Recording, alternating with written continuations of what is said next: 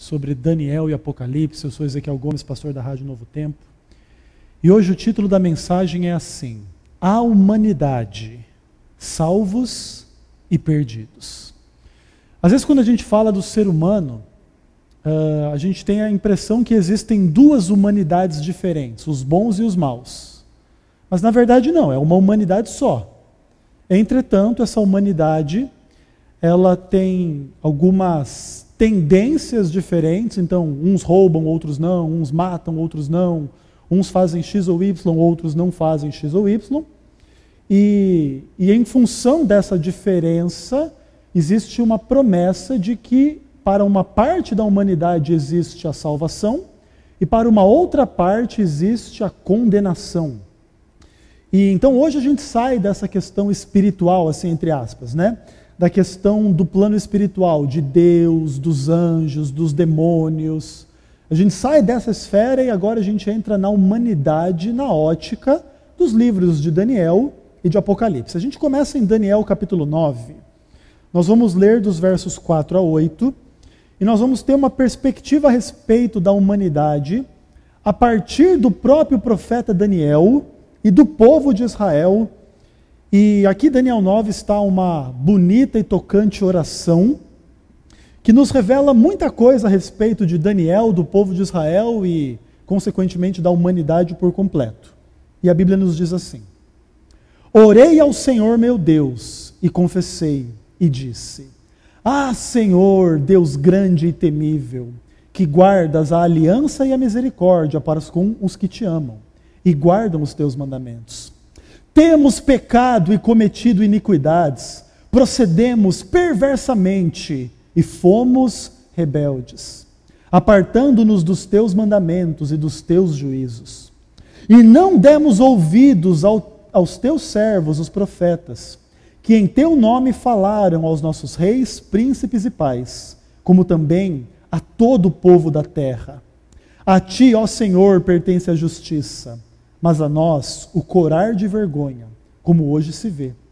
Aos homens de Judá, os moradores de Jerusalém, todo Israel, quer os de perto, quer os de longe, em todas as suas terras por onde os tem lançado, por causa das suas transgressões que cometeram contra ti.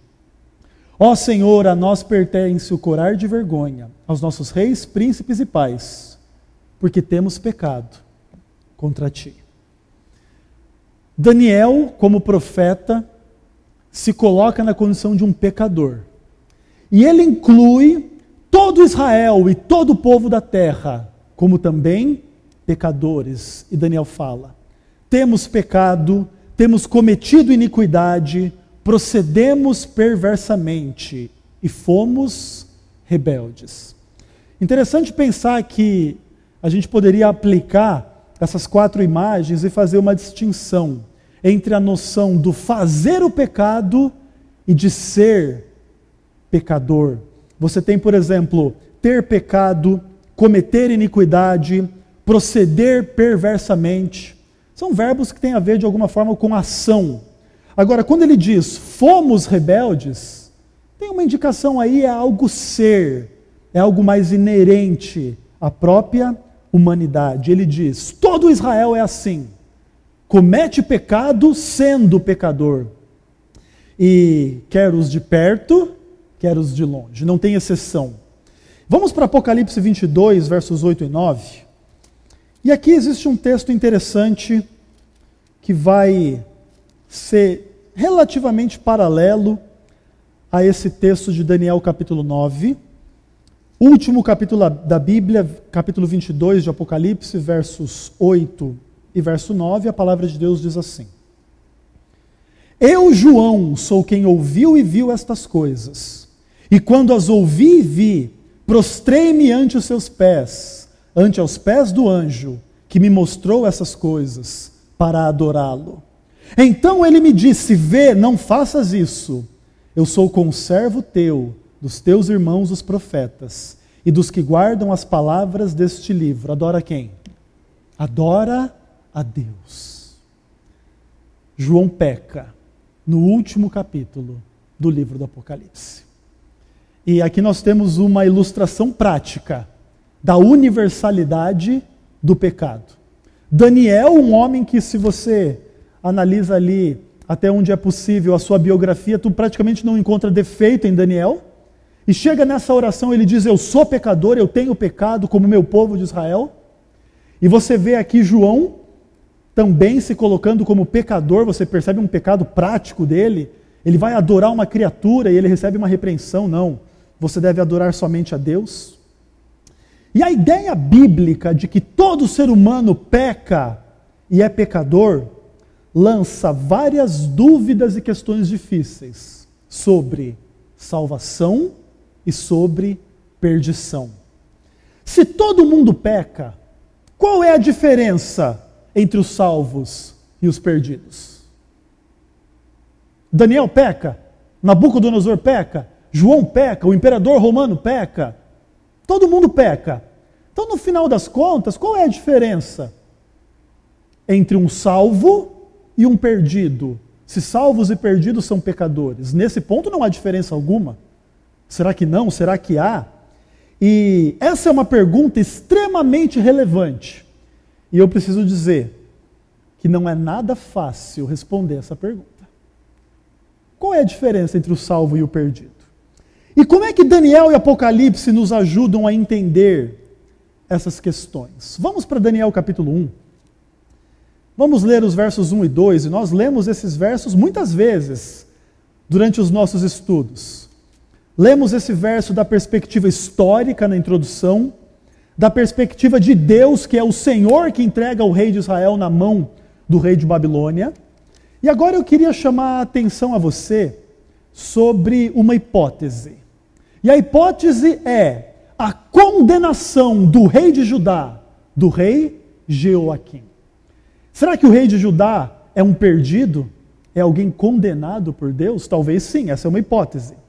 E de onde é que a gente tira essa hipótese? O texto bíblico nos diz assim: no ano 3º do reinado de Jeoaquim, rei de Judá, veio Nabucodonosor, rei da Babilônia, a Jerusalém e a sitiou. O Senhor lhe entregou nas mãos a Jeoaquim, rei de Judá, e alguns dos utensílios da casa de Deus. A estes levou-os para a terra de Sinar, para a casa do seu Deus, e os pôs na casa do tesouro do seu Deus. Numa guerra humana entre o rei pagão e o rei de Israel, o rei de Judá, Deus se coloca contra o rei de Judá, o rei Jeoaquim. Quando você estuda a Bíblia de uma perspectiva um pouco mais ampla, os livros de 2 Crônicas e 2 Reis relatam a infidelidade de Jeoaquim. Se você quiser confirmar depois na sua Bíblia, 2 Crônicas 16, versos 5 e 6, e 2 Reis 23, verso 36, até o capítulo 24, verso 6. Nesses versos se conta a história do rei Jeoaquim, e a Bíblia diz assim: e ele fez o que era mal perante o Senhor, pelo que Deus lhe entregou nas mãos do rei de Babilônia, Nabucodonosor. Agora, o rei hebreu, será que ele é um pecador perdido? Será que essa experiência de ser entregue nas mãos do rei de Babilônia é o símbolo de uma entrega pior, nas mãos do diabo, nas mãos da condenação? Então, de alguma forma, o rei de Judá seria um exemplo da humanidade perdida, mesmo fazendo parte do povo de Deus. De repente foi infiel aos privilégios que teve, conheceu a mensagem, conheceu a verdade, mas não viveu, escolheu o pecado, escolheu o diabo e vai para o inferno. É um perdido o rei Jeoaquim. Eu não posso dizer isso categoricamente, o rei Joaquim é um perdido, não digo isso. Mas essa é uma hipótese. E a gente está trabalhando com essa hipótese.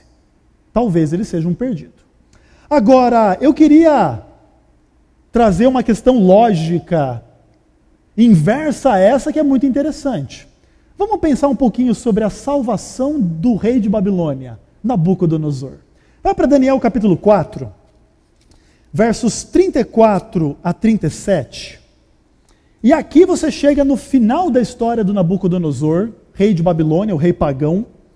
E acontece um texto interessante, onde o rei Nabucodonosor diz assim: ao fim daqueles dias, eu, Nabucodonosor, levantei os olhos ao céu Tornou-me a vir o entendimento, e eu bendisse o Altíssimo. Louvei e glorifiquei ao que vive para sempre, cujo domínio é sempre eterno e cujo reino é de geração em geração. Todos os moradores da terra são por ele reputados em nada, e segundo a sua vontade ele opera com o exército do céu e com os moradores da terra. Não há quem lhe possa deter a mão, nem lhe dizer: o que fazes? Tão logo me tornou a vir o entendimento, também para a dignidade do meu reino tornou-me a vir a minha majestade e o meu resplendor.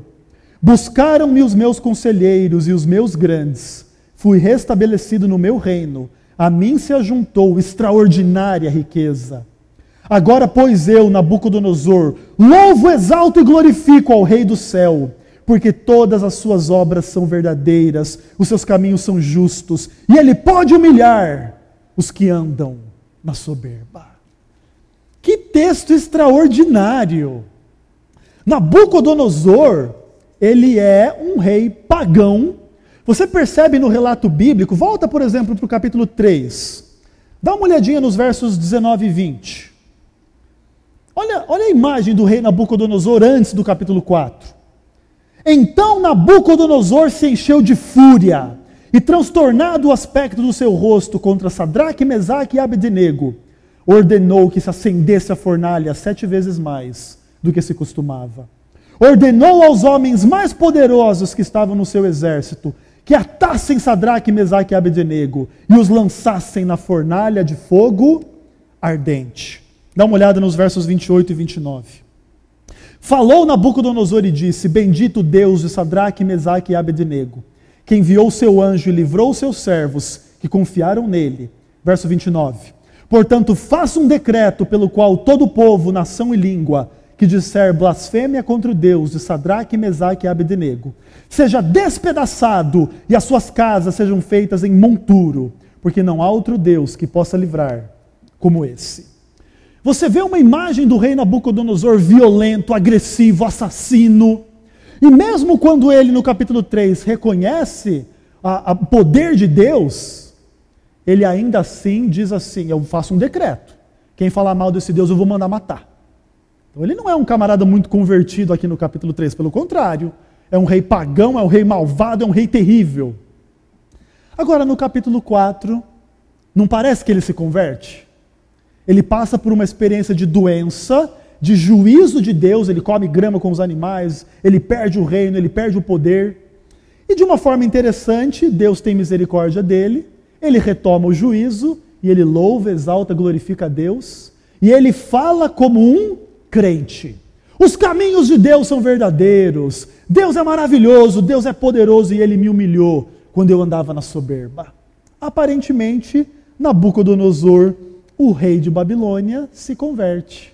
E nós podemos parar para pensar na hipótese de que Nabucodonosor é um exemplo dos salvos. Não dá um nó na nossa cabeça isso? O rei de Israel é um exemplo do perdido. O rei de Babilônia é um exemplo do salvo. E isso mexe um pouco com as categorizações que muitas vezes a gente faz. Não, o povo de Israel seria o povo da igreja. É sempre salvo o povo da igreja. O povo de Babilônia é o povo de fora da igreja. É sempre perdido o povo fora da igreja. Não é essa um pouco a lógica simplista que a gente trata as coisas? E aqui, de repente, o pastor da igreja, o Joaquim, vai para o inferno. E o pecador lá, o dono do prostíbulo, vai para o céu. Ele se converte e vai para o céu. Muito interessante essas questões sobre a salvação e sobre a perdição. Agora eu queria ver um pouco dessa ideia no livro do Apocalipse. Vamos para o capítulo 21, verso 8. E aqui nós temos um texto pesado, difícil e complicado em um contexto maravilhoso. Apocalipse 21 fala da nova terra. Vi um novo céu e uma nova terra, não haverá lágrima, nem pranto, nem luto, nem dor. A glória de Deus, o trono de Deus, a presença de Deus, a eternidade, sem pecado, sem sofrimento, sem maldade. Mas no verso 8... existe uma nota de advertência sombria, e a Bíblia diz assim: quanto, porém, aos covardes, incrédulos, abomináveis, aos assassinos, impuros, feiticeiros, aos idólatras e a todos os mentirosos, a parte que lhes cabe será no lago que arde com fogo e enxofre, a saber, a segunda morte. João faz uma lista de pecados. E quem pratica esses pecados, quem é pecador nessas direções aqui, irá o que? Ser condenado. Então o pecado traz condenação. Essa é a ideia de Apocalipse 21, verso 8. E se você olhasse só para esse texto, você poderia concluir que alguém que já mentiu vai para o inferno. Alguns de vocês aí já mentiu? Você que me ouve pela internet já contou alguma mentira? Pronto, tá, vai para o inferno, acabou. Se esse fosse o único texto da Bíblia. Você já foi covarde alguma vez? Você já fez algum feitiço? Alguma simpatia? Você já matou alguém? Você já teve algum problema sexual ou impureza sexual? Já olhou um site pornográfico, já traiu a esposa, já traiu o marido, já fez sexo fora do casamento? Pronto, está todo mundo no inferno aqui, está todo mundo perdido. Agora volta para o capítulo 1. Vamos dar uma olhadinha nos versos 4 e 5 do livro do Apocalipse. E começa a acontecer umas perspectivas interessantes na Bíblia. E a palavra de Deus diz assim: João, para 7 igrejas que se encontram na Ásia, graça e paz a vós outros da parte daquele que é, que era e que há de vir. Verso 5. E da parte de Jesus Cristo, a fiel testemunha, o primogênito dos mortos e o soberano dos reis da terra, aquele que nos ama e pelo seu sangue nos libertou dos nossos pecados. Então, peraí. Existe a possibilidade de salvação para quem peca, porque o sangue de Jesus liberta do pecado. Interessante. Então, quem sabe aqueles covardes, aqueles imorais, aqueles incrédulos, aqueles feiticeiros, idólatras, mentirosos, assassinos, pecadores sexuais, lá do capítulo 21, verso 8, podem ser salvos ou não podem? Podem. Eles podem ser purificados pelo sangue de Jesus. E esse é um paradoxo. A Bíblia promete a condenação daquele que pode ser salvo. E promete a salvação para aquele que está perdido. São perspectivas interessantes. Inclusive, você tem um exemplo muito clássico a esse respeito no Novo Testamento, e eu vou me permitir ler para você um texto fora de Daniel e Apocalipse, quando, por exemplo, o apóstolo Paulo ele diz assim, olha: não sabeis vós que os injustos não herdarão o reino de Deus? E ele começa a dar uma lista: não vos enganeis, nem impuros, nem idólatras, nem adúlteros, nem efeminados, nem sodomitas, nem ladrões, nem avarentos, nem bêbados, nem maldizentes, nem ladrões herdarão o reino de Deus. Tais fostes alguns de vós, mas vos lavastes, fostes santificados, justificados em nome do Senhor Jesus Cristo e no Espírito do nosso Deus. Esse texto, se você quiser confirmar depois, é 1 Coríntios capítulo 6, versos 9 a 11. Agora, olha que texto paradoxal. Paulo faz uma lista até maior do que a lista de Apocalipse, dos pecadores que não vão para o céu. Ele fala de bêbados, ele fala de efeminados, e as categorias que nós lemos todas. Só que ele diz assim: e esses aí não vão para o céu. Pronto, se você teve um desses pecados, tu tem a impressão que tu vai se perder. Aí ele diz assim, uma questão paradoxal, né? Mas vós, alguns dentre vós, os salvos, foram assim, mas foram lavados no sangue, santificados, justificados e transformados por Jesus Cristo. Maravilhoso isso, não é? Muito interessante essa dinâmica entre salvação e perdição. A salvação é prometida ao perdido, e a perdição é uma possibilidade para aquele que pensa que está salvo. Interessante. Agora vai para o capítulo 12 do livro do Apocalipse, verso 11. E como é que acontece essa dinâmica, né, entre salvação e perdição? E a Bíblia está falando ali de Satanás, da serpente, do dragão, e fala dos salvos dizendo assim: eles, pois, o venceram por causa do sangue do Cordeiro e por causa da palavra do seu testemunho, porque mesmo em face da morte, não amaram a própria vida. A salvação acontece mediante o sangue de Jesus. Mas, além do sangue de Jesus, existe um testemunho.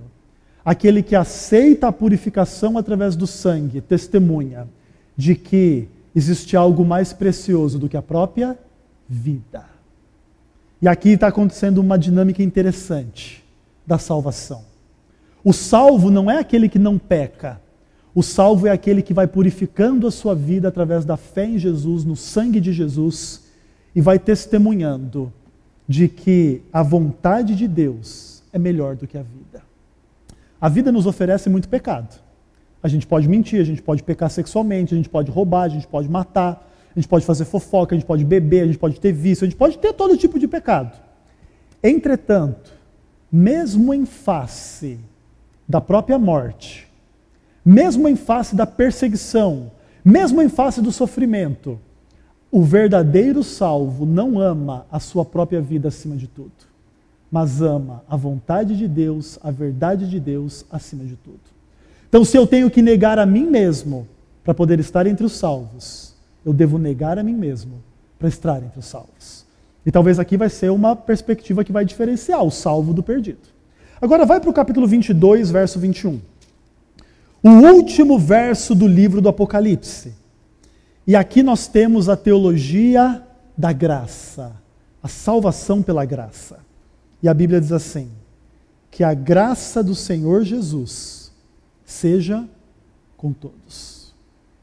E a gente conversou aqui então sobre a salvação dos perdidos. Pecador não está perdido? Pecador lá do capítulo 21, verso 8, não está todo mundo condenado ao inferno? Sim, mas através do sangue de Jesus existe a purificação que vai me capacitar a amar mais a Deus do que a mim mesmo. E pela graça de Deus eu posso vencer, ser vitorioso e salvo para viver a vida de Apocalipse 21 também, sem pecado, sofrimento ou dor para todo o sempre. Então tem salvação para quem está perdido. Agora eu vou começar a complicar as coisas. Será que tem perdição para quem está salvo? Sabe que essa é uma discussão muito difícil, é um tema muito polêmico. Já ouviram falar daquela expressão, uma vez salvo, salvo para sempre? É um pouco da ideia do calvinismo. O calvinismo entende o seguinte: se alguém não vai ser salvo, essa pessoa nunca esteve salva.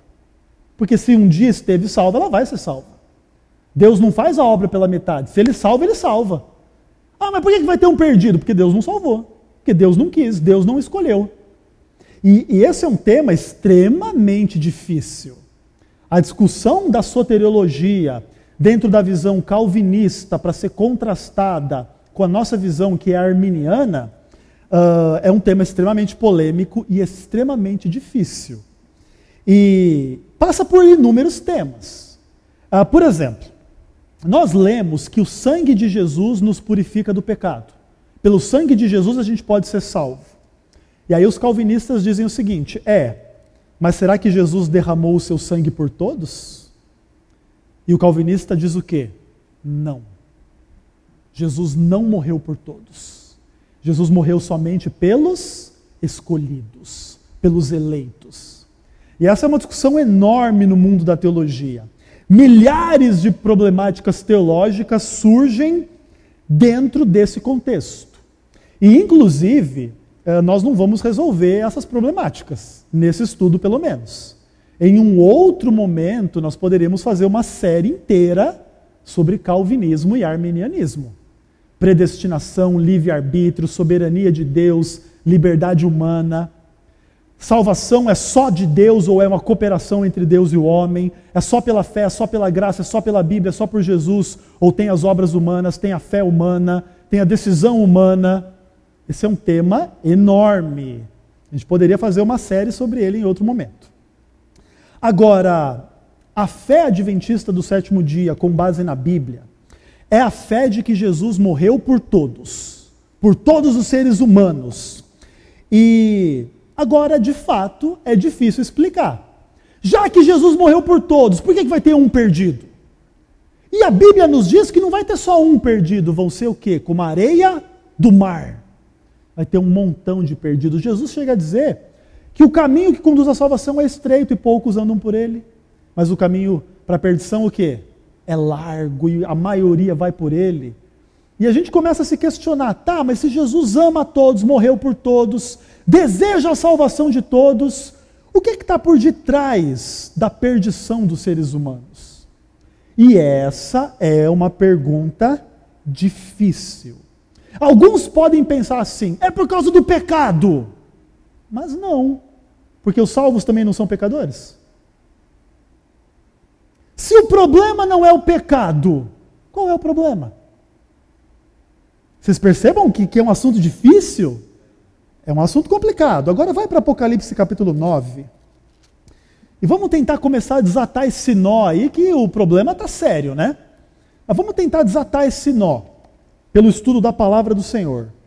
E no capítulo 9, os versos 20 e 21, nos dizem algo muito pesado, muito interessante, onde a Bíblia diz assim: os outros homens, aqueles que não foram mortos por estes flagelos, não se arrependeram das obras das suas mãos, deixando de adorar os demônios e os ídolos de ouro, prata, cobre, pedra e pau, que não podem ver, nem ouvir, nem andar. Nem ainda se arrependeram dos seus assassínios, nem das suas feitiçarias, nem da sua prostituição, nem dos seus furtos. Entenda uma coisa.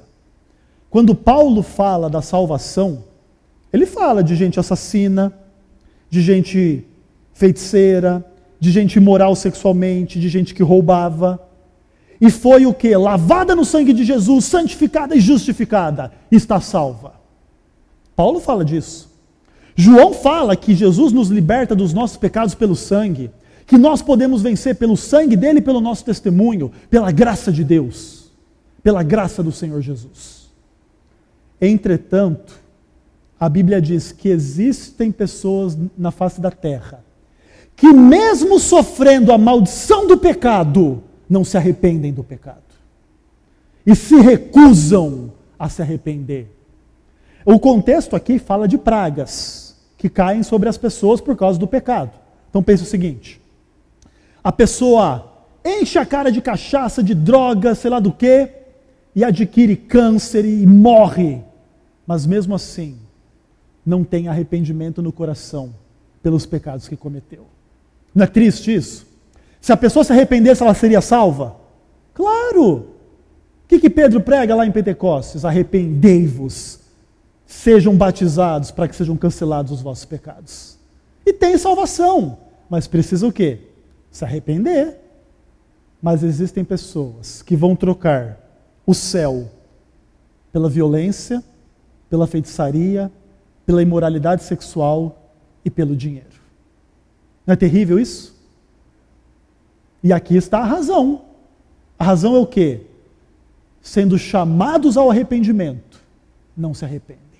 Mas tem um outro texto interessante. Vai para o capítulo 14, versos 9 a 12. Agora nós vamos lidar com a visão central do livro do Apocalipse, que são as 3 mensagens angélicas. E nós vamos ler a terceira. Capítulo 14, versos 9 a 12.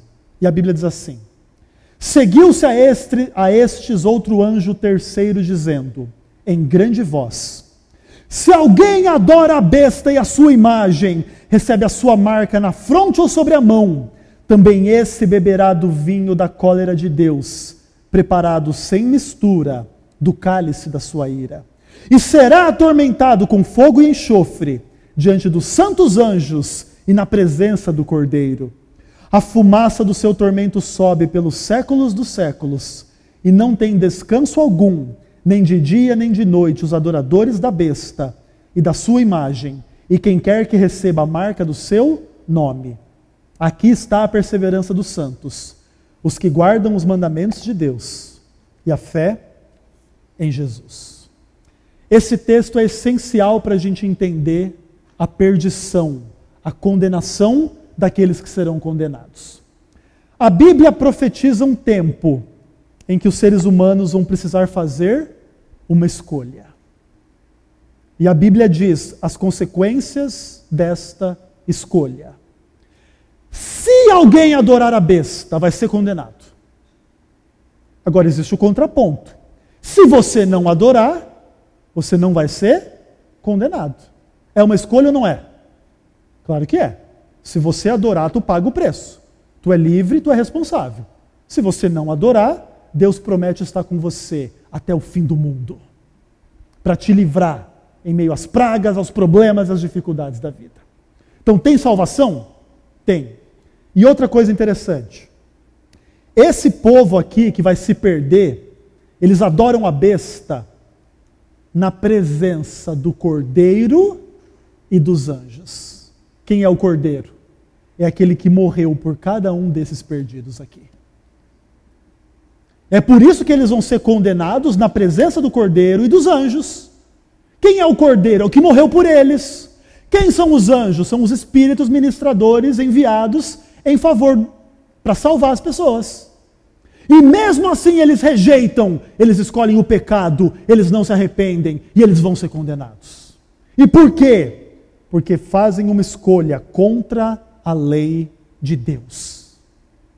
E é nesse contexto que aparece o povo fiel, que guarda os mandamentos de Deus e tem a fé em Jesus. E agora, quando o livro do Apocalipse introduz essa ideia de que o povo guarda os mandamentos de Deus, surge a pergunta, bom, a igreja adventista tem essa visão muito forte de que o pecado é a transgressão da lei. 1 João 3, verso 4. E nós devemos fazer o quê? O contrário do pecado. Guardar a lei de Deus. Apocalipse 12, 17, 14, 12 e etc. Agora surge a pergunta, então o verdadeiro povo de Deus constitui dos, entre aspas, não pecadores? Porque se eu guardo os mandamentos e pecar é transgredir a lei, se eu guardo a lei, será que eu sou um não pecador? Essa é uma pergunta interessante e difícil, que vai nos conduzir ao conceito de pecado, ao conceito da salvação, ao conceito da fidelidade à lei, temas muito importantes e polêmicos dentro do adventismo. Sabe que existe uma questão interessante quando você associa o pecado, a lei de Deus e a fé em Jesus Cristo. Porque existe uma dinâmica interessante que existe na Bíblia, desde o Antigo Testamento e no Novo Testamento. Existem duas dimensões da lei de Deus. Existe uma lei moral e existe uma lei cerimonial. A lei moral representa a vontade de Deus. E se eu transgrido essa lei, eu sou um pecador. Agora, existe solução para quem é pecador. É a morte do Cordeiro. Lá no Antigo Testamento, a morte do Cordeiro, e no Novo Testamento, a morte de Jesus. Então tem solução para quem transgride a lei moral. Agora, para quem não aceita o sangue do Cordeiro, tem solução? Não tem solução. Então perceba uma coisa. Quem vai ser salvo pecou contra a lei moral de Deus? Sim. Todos nós não pecamos? Sim. Agora, onde é que está a verdadeira chave da salvação ou da perdição? O salvo aceita a Cristo, se apega a Cristo, confia em Cristo, ele tem a fé em Jesus. E o perdido, o que ele faz? Ele troca Jesus pelo pecado. Ele não se arrepende e ele vive em pecado. E agora você vai começar a entender uma coisa interessante. O pecado que nos condena não é a transgressão da lei, é a negação de Jesus Cristo e da obra que ele fez a favor de cada pecador. Ninguém vai ser condenado porque peca, porque senão não teria um salvo, porque todo mundo peca. Isso tem que ficar muito claro. Agora, aqueles que aceitam a Cristo são purificados do seu pecado, são santificados, são justificados, são aceitos, são lavados, são remidos e transformados. E aqueles que se endurecem no pecado, não se arrependem, não amam a Deus, não amam as pessoas, se agarram ao diabo, à besta, adoram a besta e etc. E vão ser o quê? Condenados. A partir daqui, você começa a entender algumas questões interessantes. E eu queria terminar com a relação entre fidelidade e salvação. Será que a gente tem que ser fiel para ser salvo? Será que eu tenho que obedecer para poder ser salvo? Sabe que essa é uma questão bem interessante. Quando você estuda o livro de Daniel, vamos terminar com isso. Capítulo 1, dá uma olhadinha no verso 8. E você tem uma imagem da fidelidade de Daniel. E a Bíblia diz assim: resolveu Daniel firmemente não contaminar-se com as iguarias do rei. Existe uma decisão de fidelidade aqui, sim ou não? Sim. Dá uma olhada no capítulo 6, versos 4 e 5. E a Bíblia diz assim: os presidentes e os sátrapas procuravam ocasião para acusar Daniel a respeito do reino, mas não puderam achá-la nem culpa alguma, porque ele era fiel e não se achava nele nenhum erro nem culpa. Disseram, pois, estes homens: nunca acharemos ocasião alguma para acusar este Daniel, se não a procurarmos contra ele na lei do seu Deus. E aí eles tramam aquela história da oração e jogam ele na cova dos leões, e Deus livra ele da cova dos leões. Mas olha que interessante, Daniel é fiel ou não é? É fiel. Os homens olham para ele e não conseguem nem encontrar um pecado. E aí você pensa, então para ser salvo não pode ter pecado. Mas essa é uma visão mentirosa e enganosa. No capítulo 9, Daniel não ora ao Senhor? E ele não diz, temos pecado? Ele ora por acaso assim, Senhor, eu te louvo porque eu não peco? Ele diz isso? Em nenhum momento. Daniel reconhece ser pecador. Sabe por quê? Porque ele era pecador. Mesmo sendo fiel o máximo que ele podia, ele ainda cometia erros. E essa é a realidade. Você deve ser fiel à lei de Deus? Claro, o melhor que você puder? Claro. Mas você é totalmente perfeito e sem pecado? Não. Ninguém é. Nenhum de nós é. Será que João no Apocalipse passa por uma história semelhante? Vai para o capítulo 1, versículo 9. E aqui você encontra João, autor do livro do Apocalipse, numa situação muito interessante. E a Bíblia diz assim: eu, João, irmão vosso e companheiro na tribulação, no reino e na perseverança em Jesus, achei-me na ilha de Pátimos por causa da palavra de Deus e do testemunho de Jesus. O que era a ilha de Pátimos? Uma prisão. E João estava preso pela sua fidelidade ao Senhor. Porque ele testemunhava de Jesus, porque ele pregava a palavra de Deus, conhecia a palavra de Deus. E por isso ele incomodou as autoridades. E ele sofreu pela fé dele. Hoje em dia, tem cristão que não quer sofrer por nada. Diz que é cristão. João é um cristão diferente. João é um cristão que sofre, mas não nega a sua fé. É fiel ou não é esse homem? Claro que ele é. Agora, lembra do capítulo 22? Chega lá, ele o quê? Adora o anjo, ele peca ou não peca? Ele comete um erro ou não comete? Comete. Isso para nós nos dá um vislumbre interessante. A diferença entre o salvo e o perdido não é que o salvo não peca e o perdido peca. Não. A diferença é que o perdido se endurece no pecado, não se arrepende, escolhe o pecado, vai com o diabo, vai com a besta, vai com o mundo. Enquanto o cristão, mesmo sendo imperfeito, ele vai sendo purificado, transformado pelo sangue de Jesus. E ele é fiel à lei de Deus, porém não ao ponto de se tornar um não pecador. Nós temos que ser fiéis à lei de Deus. Guarde o sábado, ame a tua esposa, o teu marido, seja fiel naquilo que tu conhece. Mas a tua maior fidelidade não faz de você um não pecador. E nós sempre dependemos de Jesus para a salvação. É pelo sangue dele, é pela graça dele, e não pela lei, e não por nós. E talvez, para a gente terminar, uma imagem bem paradoxal da fidelidade à lei de Deus, é a obediência ao mandamento, não dirás falso testemunho. A lei de Deus diz para a gente não dizer falso testemunho, concorda comigo? Não é isso que a lei de Deus diz?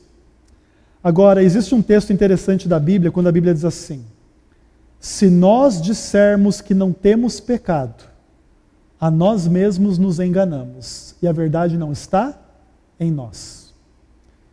Se eu disser que eu não tenho pecado, eu estou fazendo o quê? Um pecado. Eu estou mentindo. Olha que paradoxo maluco. Quando eu reconheço que sou pecador, eu estou guardando a lei, porque eu não estou mentindo. Não é interessante isso? A fidelidade que nos salva não é uma condição sem pecado, porque nenhum de nós tem essa condição, mas é a honestidade da oração. E nesse mesmo contexto, João vai dizer: se confessamos os nossos pecados, Deus é fiel e justo. Sempre que você estiver disposto a confessar um pecado, o perdão está perfeito nas tuas mãos pela graça de Jesus. E a diferença entre o salvo e o perdido é que o salvo reconhece os seus pecados e o perdido, não. E aí você vê, né, a perdição do rei Jeoaquim. Vamos pensar assim: ele era um israelita, ele poderia dizer: eu guardo o sábado, eu não como carne de porco, eu sou isso, eu sou aquilo. Mas ainda assim, ele fez o que era mal e não se arrependeu. Agora olha para o Nabucodonosor. É um pecador, é um pagão, agressivo, violento, mas ele reconheceu o Senhor. E quem sabe foi salvo. A gente não lança um juízo, né? Um foi salvo, outro foi perdido, mas são hipóteses bem reais. O estudo desta noite nos conduziu a uma compreensão de nós mesmos, a partir do livro de Daniel e de Apocalipse. Somos pecadores, mas somos chamados a ser fiéis, como Daniel e como João, o máximo que a gente puder. Sofrermos por Cristo, sermos fiéis a Cristo. E quando pecarmos, reconhecermos, orarmos ao Senhor e adorarmos somente a Deus, acima de tudo. Essa é uma mensagem bonita, essa é uma mensagem importante, para a gente não se iludir que não somos pecadores e nem de que vamos nos perder porque pecamos. Porque existe salvação para quem peca. E se você peca, entregue os seus pecados nas mãos do Senhor. Aceite a Jesus no teu coração. Aqueles que ouvem pela internet, se não são batizados, sejam batizados. Se arrependam, mude de vida. E existe salvação eterna para os pecadores da humanidade.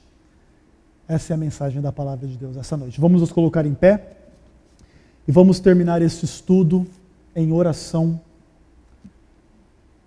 Pai maravilhoso, eterno e querido, no doce e sagrado nome de Jesus, nós agradecemos a Tua palavra nesta noite. Obrigado pelo Teu Espírito que tem nos guiado em toda a verdade. Nos ajude a entender a Tua palavra e a sempre entregarmos os nossos pecados nas Tuas mãos. Somos imperfeitos, Pai. Não sabemos Te amar, não sabemos amar as pessoas, não sabemos amar a nós mesmos. Mas pedimos que o Senhor nos perdoe e nos faça fiéis, Pai. Fiéis no trabalho, fiéis na escola, fiéis na igreja, fiéis no trânsito, fiéis na sociedade, para honrarmos e glorificarmos o Teu nome, segundo a Tua lei e a Tua vontade. Dá-nos paz e graça e salvação eterna. Oramos em nome de Jesus Cristo. Amém.